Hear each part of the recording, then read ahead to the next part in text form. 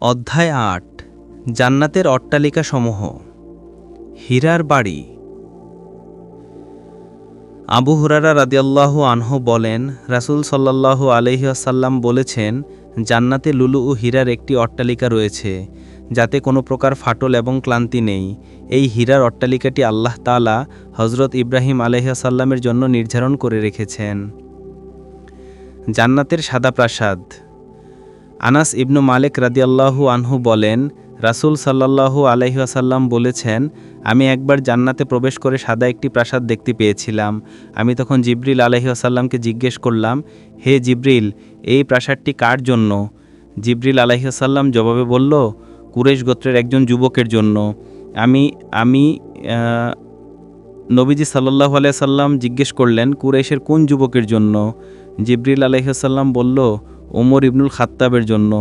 জাবের ইবনু আবদুল্লাহ রাদিয়াল্লাহু আনহু বলেন, রাসূল সাল্লাল্লাহু আলাইহি ওয়াসাল্লাম বলেছেন, একবার আমি স্বপ্নে জান্নাত দেখেছিলাম, তাতে শুভ্র একটি প্রাসাদ দেখেছি, যার চারদিকে ছিল কুমারী নারী। আমি জিজ্ঞেস করলাম, এই প্রাসাদটি কার জন্য?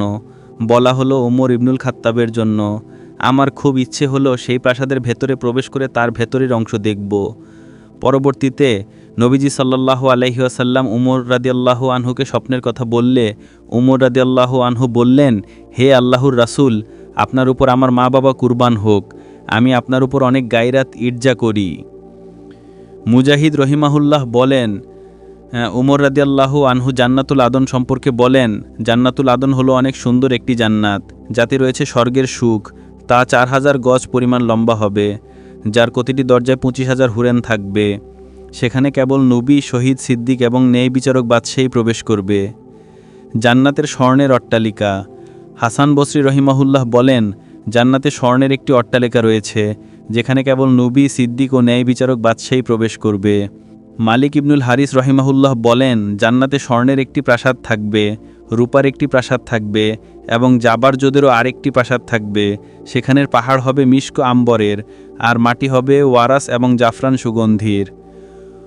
উবাই ইবনু উমায়ের রহিমাহুল্লাহ বলেন, নিম্নস্তরের জান্নাতবাসীর জন্য লুলু ও মুক্তার একটি অট্টালিকা থাকবে, যার অনেকগুলো প্রাসাদ থাকবে। প্রাসাদগুলোও হবে মুক্তার। মুক্তাগুলোর উজ্জ্বলতায় প্রাসাদগুলো আরও সুন্দর দেখাবে। জান্নাতুল আদন।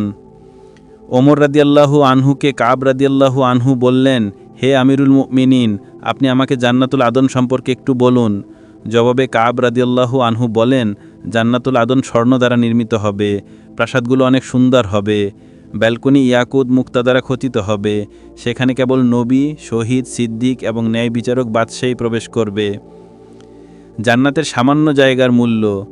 আবু হুরায়রা রাদিয়াল্লাহু আনহু বলেন, রাসূল সাল্লাল্লাহু আলাইহি ওয়াসাল্লাম বলেছেন, জান্নাতে একটি চাবুক পরিমিত জায়গা সমস্ত দুনিয়ায় যা কিছু আছে তার থেকে উত্তম, এবং জান্নাতের হুরের একটি উড়না সমস্ত দুনিয়া এবং তাতে যা কিছু আছে তার থেকে উত্তম ও অনেক দামি। সে বলবে, কিভাবে যাব? সকলেই তো নিজ নিজ মর্যাদায় অধিষ্ঠিত হয়েছে এবং তাদের বস্তুগুলো হস্তগত করে নিয়েছে। তখন তাকে বলা হবে, তুমি কি এতে সন্তুষ্ট হবে যে তোমাকে দুনিয়ার রাজাদের সমান একটি রাজ্য প্রদান করা হবে? সে বলবে, আমার রব, আমি রাজি। তখন আল্লাহ তাআলা বলবেন, তুমি তো এত বড় রাজত্ব পাবেই, সাথে তার মতো আরেকটি আরেকটি আরেকটি এবং আরেকটি দেওয়া হলো। প্রথমবারে সে বলবে, হে আমার রব, আমি রাজি। তখন আবার আল্লাহ তাআলা বলবেন, এগুলো তো তোমার জন্য রয়েছেই, সাথে তার 10 গুণ তোমাকে প্রদান করা হয়েছে। এমনকি তোমার মন যা কামনা করবে তাই পাবে, এবং তোমার চোখ শীতল হয় এমন সব কিছু দেওয়া হবে। তখন সে আবারও বলবে, হে আমার রব, আমি রাজি। এবার মুসা আলাইহিস সালাম জিজ্ঞেস করলেন, তাহলে সর্বোচ্চ শ্রেণীর জান্নাতি কি পাবে? আল্লাহ তাআলা বললেন, তারা এমন যে তাদের সম্মানীজনক বিষয়গুলো আমি নিজ হাতে স্থাপন করে সেগুলোর উপর মোহরাঙ্কিত করে দিয়েছি। সুতরাং কোনো চোখ তা দেখেনি, কোনো কান তা শুনেনি এবং কোনো মানুষের হৃদয় তা কল্পনাও করেনি।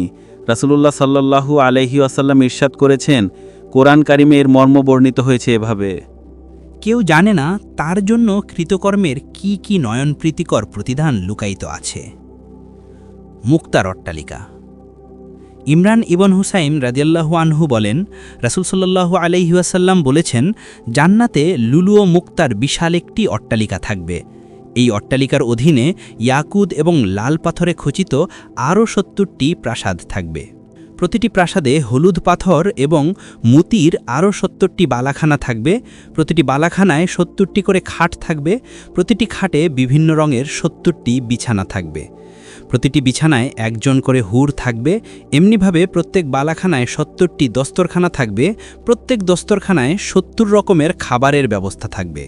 প্রত্যেক ঘরে খাবার পরিবেশনের জন্য ৭০ জন করে পরিচালক এবং পরিচালিকা থাকবে। মহান রব্বুল আলামিন একজন মুমিনকে এসব এক সকালেই দান করবেন। সুবহানাল্লাহিল আযীম। জান্নাতের অট্টালিকার উপাদান। আবু হুরাইরা রাদিয়াল্লাহু আনহু বলেন, আমি নবীজি সাল্লাল্লাহু আলাইহি ওয়াসাল্লামকে জিজ্ঞেস করলাম, ইয়া রাসূলুল্লাহ, সৃষ্টিকে কি দিয়ে সৃষ্টি করা হয়েছে? জবাবে রাসূল সাল্লাল্লাহু আলাইহি ওয়াসাল্লাম বলেছেন, জান্নাতকে পানি দিয়ে সৃষ্টি করা হয়েছে।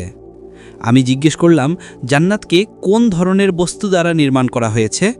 তিনি বললেন, একটি ইট রূপার এবং একটি ইট স্বর্ণের মাধ্যমে সৃষ্টি করা হয়েছে। তার সিমেন্ট হল সুগন্ধিময় মিস্ক অম্বরের, তার কঙ্কর মুতি ও ইয়াকুতের, আর মাটি হবে জাফরানের। যে ব্যক্তি যেখানে প্রবেশ করবে সে অনেক সুখে জীবনযাপন করবে, কষ্ট কোনোদিন তাকে স্পর্শ করবে না, চিরকাল সেখানে সে জীবিত থাকবে, কোনো কালেও তাদের মৃত্যু হবে না। জান্নাতীদের কাপড় চোপড় কখনো পুরাতন হবে না, তাদের যৌবনও কখনো বিনষ্ট হবে না।